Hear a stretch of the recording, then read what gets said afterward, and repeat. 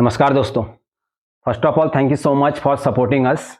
तो आप सभी जानते हैं कैप्टन नारायण सिंह की एकेडमी को, जो लास्ट विगत 5 सालों से निःशुल्क और निस्वार्थ भाव से समाज के युवाओं को ट्रेनिंग दे रहे हैं और उनके द्वारा ट्रेनिंग दिए हुए बहुत सारे बच्चे आज इंडियन आर्मी का पार्ट बन चुके हैं। और रिसेंटली आप सभी लोगों ने हमारे वीडियो के माध्यम से देखा होगा कि उत्तराखंड पुलिस भर्ती में जो कैप्टन नारायण सिंह जी के एकेडमी से जो ट्रेनिंग लेके बच्चे गए थे, बॉयज़ एंड गर्ल्स, उसमें अप्रॉक्सीमेटली 98-99% अगर हम बच्चे कहें, उन्होंने फिजिकल आसानी से पार किया। और बहुत सारे बच्चे ऐसे हैं जिन्होंने 100/100 फिजिकल किया।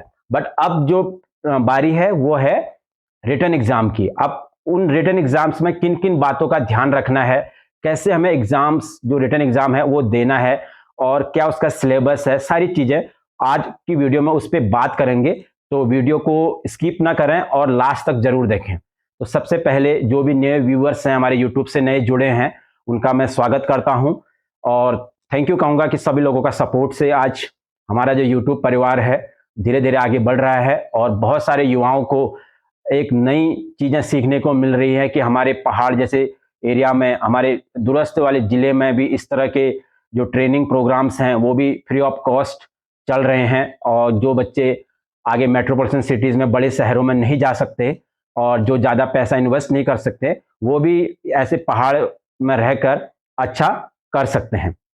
तो बिना समय बिताए आज की वीडियो स्टार्ट करते हैं। तो सबसे पहले कॉन्ग्रेचुलेशंस ऑल द पार्टिसिपेंट जिन्होंने अभी फिजिकल पूरा किया हुआ है और अब रिटर्न की ओर वो हैं। तो उसमें सबसे पहले इंपॉर्टेंट बात यह है कि जो फिजिकल आपने उत्तराखंड पुलिस का दिया, उसमें आर्मी से बिल्कुल उल्टा हुआ है। आर्मी में होता क्या, रिसेंटली जब हम जाते हैं कि सबसे पहले मेजर जो अभी डॉक्यूमेंटेशन होता है, जो भी मेजरमेंट होता है उसके अकॉर्डिंग, और उसके बाद क्या होती है जो फिजिकल दौड़ होती है, तो उसमें क्या होता है 80 से 90% लोग क्या हो जाते हैं, बाहर हो जाते हैं। मतलब केवल 15 से 20% लोग, 10% लोग ही आगे की ओर बढ़ पाते हैं। बट यहाँ पे बिल्कुल उल्टा है, यहाँ पे 80 to 90% लोग इन हुए हैं, केवल 10% लोग ही बाहर हुए हैं। बट अब रही बात फिजिकल और मेरिट, जो रिटन एग्जाम है उसमें मेरिट बनाने की, क्योंकि इस बार क्या है कि डिस्ट्रिक्ट वाइज आपकी भर्ती नहीं होनी है। इसका मतलब यह है कि मतलब एक डिस्ट्रिक्ट से इतने बच्चे पुलिस में जाएंगे ही जाएंगे, ये मैंडेटरी नहीं है। पूरे स्टेट लेवल पे आपकी जो फिजिकल और जो रिटन है, क्या कहते हैं, उसकी मेरिट होगी, वही बच्चा उत्तराखंड पुलिस में भर्ती होगा। तो किन किन बातों का ध्यान रखना है, एक एक करके वीडियो स्टार्ट करते हैं, ठीक है। तो पहला पॉइंट है आपका 100 मार्क्स का फिजिकल हो गया है और अब रहा आपका 100 मार्क्स का रिटन। पर रिटन में आपको, आपका अगर 100 का फिजिकल हो गया है, उसके अलावा अगर आपको कोई चीजें अदर एनसीसी या कोई भी चीज अदर आरक्षण मिला हुआ या अदर एक्स्ट्रा मार्क्स मिले हैं, उस वो तो आपको ऐड मिलेंगे मिलेंगे। बट आपको जो 100 मार्क्स का रिटर्न होना है, उसमें आपको जो जनरल और ओबीसी कैटेगरी के जो अभ्यर्थी होंगे, उनको 45% मार्क्स लाने ही लाने हैं। मतलब 100 में से 45 लाएंगे तभी आप मेरिट में आ पाएंगे। अगर आपके 100 में से 45 नहीं आते हैं और आपकी मार्क्स कितने ही ज्यादा हैं, तो आप भर्ती नहीं हो पाएंगे।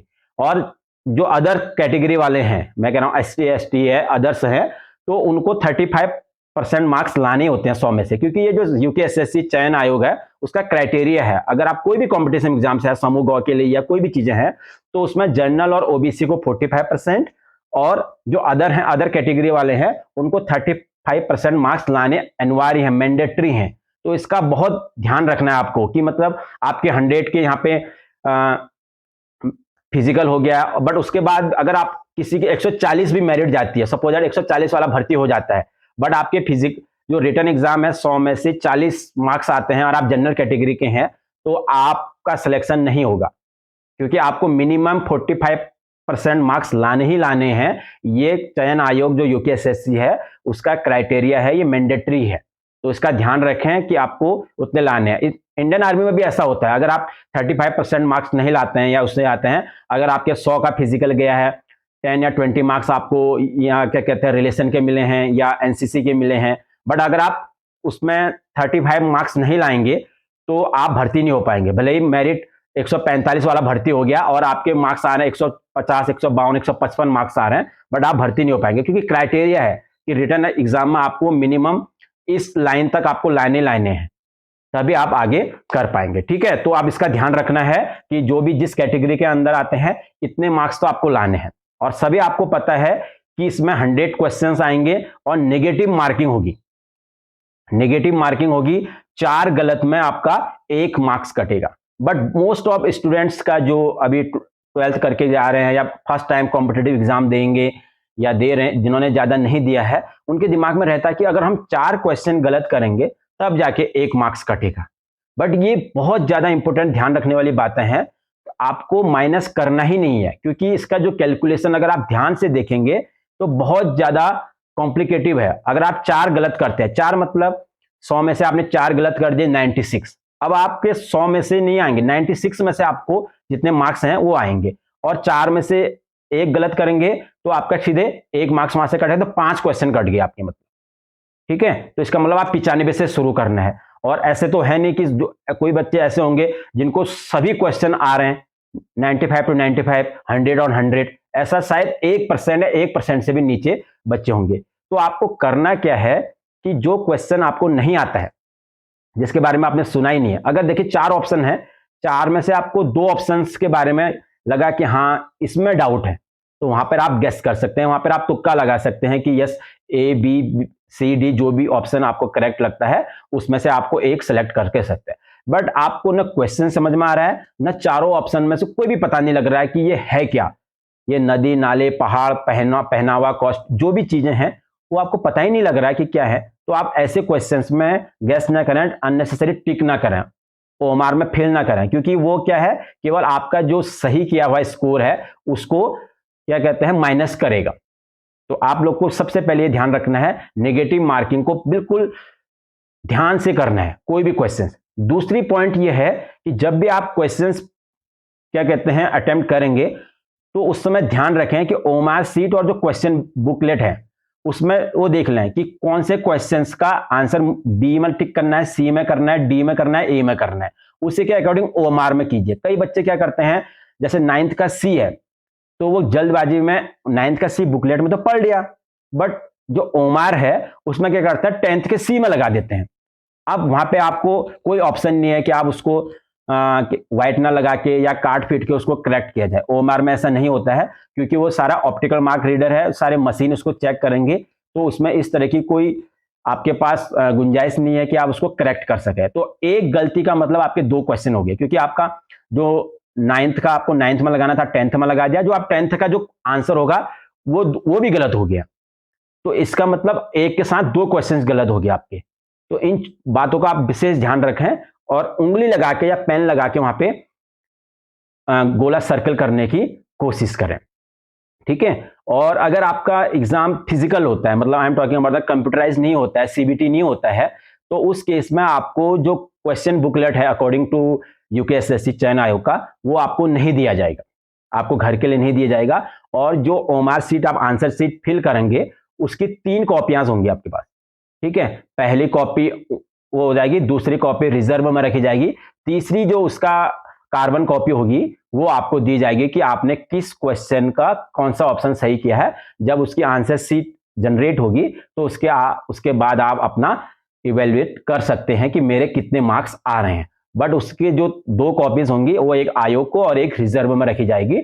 अगर सीबीटी में होता है, अगर कंप्यूटर सीबीटी उसमें होता है, कंप्यूटर बेस्ड टेस्ट होता है, तो उस केस में आपको जो बुकलेट क्वेश्चन बुकलेट है और जो ओएमआर है जो आपने भी जिसमें भी किया उसकी कॉपी आपको दी जाएगी। ठीक है, वो सॉफ्ट कॉपी दी जाएगी, हार्ड कॉपी दी जाएगी, उसका भी क्लियर डिटेल नहीं है।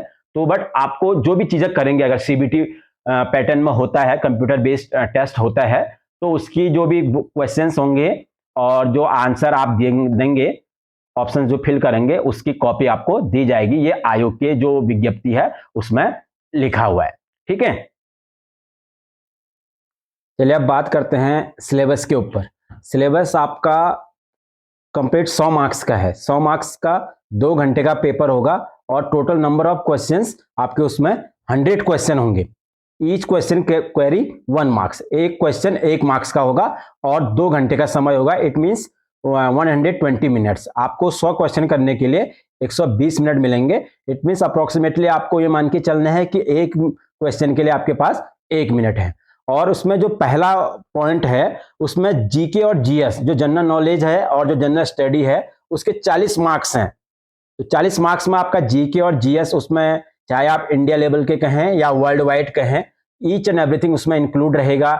चाहे आप उसमें सिंपल आपका रीजनिंग कहें, उसके बाद आपका ज्योग्राफी कहें, सिविक्स कहें, हिस्ट्री कहें, नेशनल लेवल इंटरनेशनल लेवल पे, तो ईच एंड एवरीथिंग इस पे आएगा 40 मार्क्स का। 40 क्वेश्चन आपके जीके और जीएस के होंगे। एंड जो 20 मार्क्स का आपका सामान्य हिंदी, जो भी हम लोगों ने बचपन से पढ़ा आया है, हाई स्कूल इंटर लेवल तक की जो भी हिंदी होती है सामान्य हिंदी, वो उसमें कवर किया जाएगा। मोस्टली आप व्याकरण, जो आपका ग्रामर वाला पार्ट होता है हिंदी का, उसको आप अच्छी तरह से देख लेंगे। उसमें 20 क्वेश्चन आपके उसमें क्या कहते हैं हिंदी में आएंगे। और बाकी जो 40 मार्क्स हैं उसमें उत्तराखंड का संपूर्ण जो ज्ञान है, चाहे आप उसका उत्तराखंड का इतिहास उठा के देख लें, उत्तराखंड का ईच एंड एवरीथिंग जो भी चीजें हुई हैं आज तक, उसके बारे में उत्तराखंड का 40 मार्क्स का उसमें आएगा। तो टोटल आपका 100 मार्क्स हो गया है। तो उसी के अकॉर्डिंग आपको क्या करनी है, अपनी प्रिपरेशन करनी है। 40 मार्क्स का जनरल स्टडी और जीके जनरल नॉलेज आप उसमें कह सकते हैं, और 20 मार्क्स का आपका हिंदी हो गया है, और 40 मार्क्स का आपका उत्तराखंड जीके। उत्तराखंड जीके में आपको क्या पढ़ना है और हिंदी में क्या पढ़ना है, जीके जीएस में क्या पढ़ना है, ये आपको जो पूरी जो विज्ञप्ति है यूकेएसएससी ने जो अपनी वेबसाइट में अपलोड की है उसको देखना है। उसी के अकॉर्डिंग आपको प्रिपरेशन करनी है।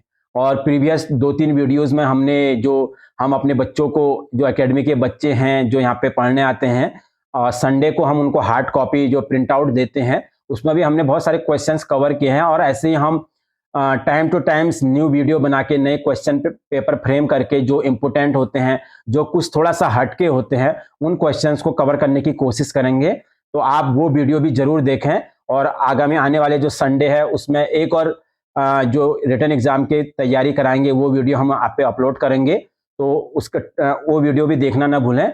और जितनी भी तरह के क्वेश्चंस हैं उनके, अगर आपको लगता है कि मुझे लिस्ट बना के प्रॉपर क्रमबद्ध तरीके से पढ़ाई करनी है, उसकी छोटी छोटी स्लिप बना के अपने पॉकेट में रख लें। और जहां पर भी आप जा रहे हैं, घूम रहे हैं, ट्रेवल कर रहे हैं, जहां पर भी आपको समय लगता है, उन पर्चे को देखें और याद करने की कोशिश करें। क्योंकि देखिए कंपटीशन बहुत टफ है। केवल 1% 2% लोगों को वहां पे भर्ती होनी है, बिकॉज डिपेंड ऑन योर जो वैकेंसीज हैं वो बहुत कम है। और बहुत सारे लोग, हजारों लाखों लोग वहां पे आपके रिटन एग्जाम में पहुंचे हुए हैं। तो आपको बहुत अच्छी तैयारी करनी है और अपना फिजिकल के साथ जो रिटन एग्जाम है उसका कॉम्बिनेशन बना के चलना है। मुझे कितने सही करने हैं, कितने गलत करने हैं, कैसे एग्जामिनेशन का जो इन्वायरमेंट है उसको अपने ऊपर हावी नहीं होने देना है। जो टाइम मैनेजमेंट है 1 घंटे 20 मिनट का, उसके अंदर मुझे मैक्सिमम क्वेश्चंस को सही तरीके से फिल करना है। इन सब छोटी छोटी बातों का आपको ध्यान रखना होगा। ठीक है। तो और जो भी चीजें आपको डाउट्स होती हैं, आप अपने जो कमेंट्स हैं हमारे कमेंट्स बॉक्स में लिख सकते हैं कि सर इस प्रकार के इसमें क्या किया जाए, किस प्रकार के क्वेश्चंस को आपके तैयारी करवाई जाए, किस प्रकार के क्लासेस आपके लिए तैयार किए जाएं। हो सके अगर आप पॉसिबल होगा तो हम लोग लाइव क्लास लेने की भी कोशिश करेंगे। बट क्या होता है कि नेटवर्क बहुत स्ट्रांग ना होने के कारण हम लोग लाइव क्लास नहीं ले पाते हैं, इसलिए हम क्या कहते हैं मैनुअली अलग से रिकॉर्ड करते हैं और वही चीजें हम आपको वीडियो यूट्यूब में अपलोड करते हैं। इसमें हम कोई प्रकार की जो भी चीजें, चाहे हम ट्रेनिंग की बात कहें, चाहे हम रिटन एग्जामिनेशन की प्रिपरेशन की बात करें, जो भी चीजें हम आपको यूट्यूब के माध्यम से दिखाते हैं वो विदाउट एडिटिंग होती है। मतलब जो चीजें हम करते हैं वही चीजें हम दिखाते हैं। मतलब इस तरह की कोई चीजें नहीं कि हम पर्टिकुलर दिखाने के लिए ही वो चीजें कर रहे हैं और ऑन ग्राउंड वो चीजें हो नहीं रही है, ऐसा नहीं है। जो भी चीजें हम कराते हैं ऑनेस्टली से वही चीजें हम कोशिश करते हैं कि डिट्टो वही चीजें हम अपलोड कर दें। तो बने रहिए हमारे साथ इस यूट्यूब चैनल में। और एक बार पूरा जाने से पहले वीडियो को लाइक, शेयर एंड सब्सक्राइब करना न भूलें। तो अंत में फाइनली मैं यही कहना चाहूँगा आप सभी से, जो भी इस वीडियो को देख रहे हैं, जो भी उत्तराखंड पुलिस के रिटन एग्जाम में पहुंचे हैं और अपनी प्रिपरेशन कर रहे हैं, एक बार 2 बार जो आपका सिलेबस है उसको पूरा एनालिसिस कर लें कि हमें किस प्रकार की पढ़ाई करनी है, कौन कौन से पॉइंट्स उसमें आने हैं, उसको प्रॉपर देख लें। उसके बाद ही अपनी तैयारी शुरू करें और हो सके जहाँ पर जो भी मीडियम आपको मिले, चाहे वो ऑनलाइन के माध्यम से, ऑफलाइन के माध्यम से, या आपके घर आस पड़ोस में जो भी चीज़ें हैं, जो बुक्स हैं, अलग अलग प्रकाशन की बुक्स हैं, जहाँ से भी जो भी रिसोर्सेज से आपको ज्ञान मिलता है, वो उनका सबका यूज करें। क्योंकि ये पॉसिबल नहीं है कि केवल आपने एक उत्तराखंड कांस्टेबल या ऐसा या कोई भी चीज़ें जो जनरल चीज़ें हैं उसकी एक बुक उठा ली और उसी में से पढ़ते रहे, और ये जरूरी नहीं है कि सब चीज़ उसी में कवर हो जाएगा। तो आप कोशिश कीजिए, इंटरनेट का पूरा उपयोग कीजिए, यूट्यूब की वीडियोस देखिए, प्रॉपर सिलेबस को एनालिसिस कीजिए, उसके बाद अलग अलग प्रकाशन की बुक्स को देखिए, और प्रीवियस ईयर के जो क्वेश्चन पेपर है, चाहे चयन आयोग के जो अलग अलग कॉम्पिटेटिव एग्जाम्स के पेपर हुए हैं, उनको एक बार एनालिसिस कीजिए, उसी के अकॉर्डिंग अपनी तैयारी करें।